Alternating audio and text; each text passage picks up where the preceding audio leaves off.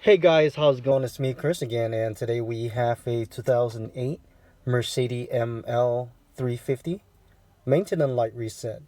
Now, this car is a little bit tricky. I personally don't like it, but it's a Mercedes. So, anyway, we're going to be using these buttons over here. Okay, this is for the enter, this is up and down, and we're also going to use the up and down on the right hand side. And we're going to be looking at that screen right there, and we're also going to use that R button right here in the middle. Now go ahead and if you have the push start, go ahead and press it once. And if you have the key, just like me, go ahead and turn it to the first position.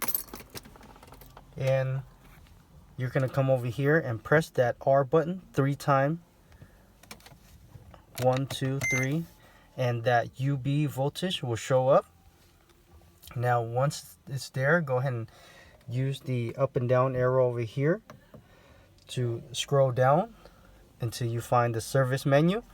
Once you get here, go ahead and use the up and down on the right hand side, or just use the down arrow and go to confirmation and use the enter button earlier, this one, and enter on the confirmation. And as you can see, the full service is highlighted. Go ahead and use that enter button and press it again.